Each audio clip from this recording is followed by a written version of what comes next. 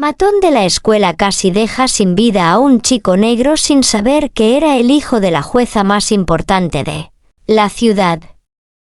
Ponte cómodo para que disfrute de este fascinante relato.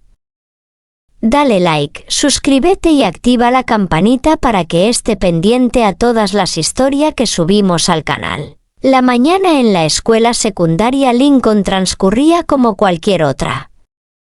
En los pasillos abarrotados, los estudiantes se apresuraban a sus clases, mientras otros aprovechaban los últimos minutos antes del timbre para conversar. Pero en un rincón menos concurrido, un muchacho de piel oscura, de nombre Malik Carter, revisaba tranquilo un libro mientras esperaba el inicio de su siguiente clase. No se imaginaba que estaba a punto de ser el centro de un evento que cambiaría la vida de todos. Connor Reynolds, el matón de la escuela, se acercó con su grupo de seguidores. Connor era el típico chico que usaba su físico imponente para intimidar a los demás. Alto, musculoso y con una mirada siempre desafiante, nadie se atrevía a interponerse en su camino. Para él, acosar a los más débiles no era solo un pasatiempo, sino casi una necesidad para alimentar su propio ego. «Mírenlo, ahí está el ratón de biblioteca», dijo con burla, arrebatándole el libro a Malik y lanzándolo al suelo. Malik, acostumbrado a los ataques verbales, se agachó sin responder, recogiendo su libro con calma.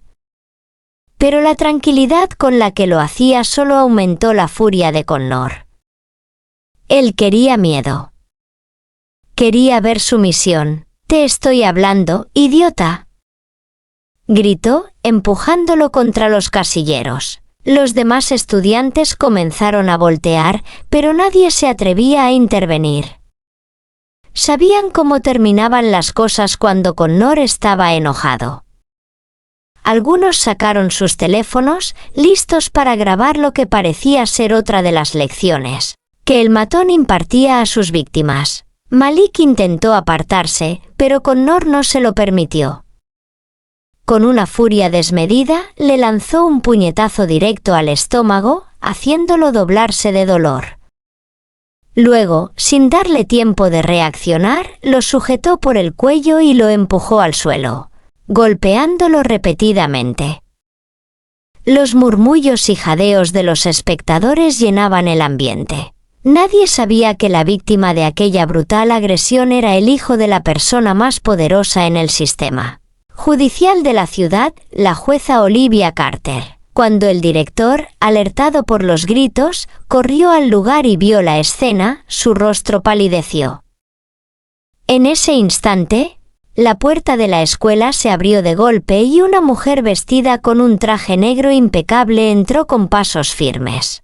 Su expresión era la de alguien acostumbrado a impartir justicia sin titubeos. Olivia Carter había recibido la llamada de uno de los maestros y se presentó de inmediato. Al ver a su hijo en el suelo, golpeado hasta quedar casi inconsciente, su rostro se endureció.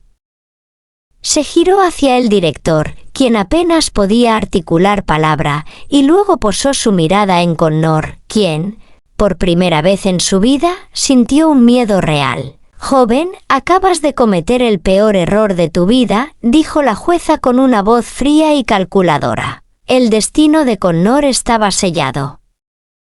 Lo que había sido una simple muestra de abuso escolar se convertiría en un caso de repercusión nacional. No solo enfrentaría la expulsión, sino también la posibilidad de un juicio por intento de homicidio. La ciudad entera sabría su nombre, pero no como él quería. Esa mañana, Connor pensó que estaba en control. Pero había aprendido una lección que jamás olvidaría: no todas las víctimas son indefensas, y algunas tienen aliados mucho más poderosos de lo que jamás imaginó. El juicio de Connor Reynolds comenzó 2 meses después del ataque. La noticia había estallado en los medios, convirtiéndose en un tema de debate nacional sobre la violencia escolar y el racismo en las instituciones educativas. Malik Carter, aún recuperándose de sus heridas, tuvo que testificar en un tribunal abarrotado de periodistas y activistas. La jueza Olivia Carter, en un acto de imparcialidad, decidió no involucrarse en el juicio de su hijo. Pero su sola presencia en la corte era suficiente para hacer temblar a la defensa de Connor. Su madre, Susan Reynolds, intentó presentar a su hijo como un buen chico que cometió un error, pero los vídeos virales de la brutal paliza no dejaban margen para dudas.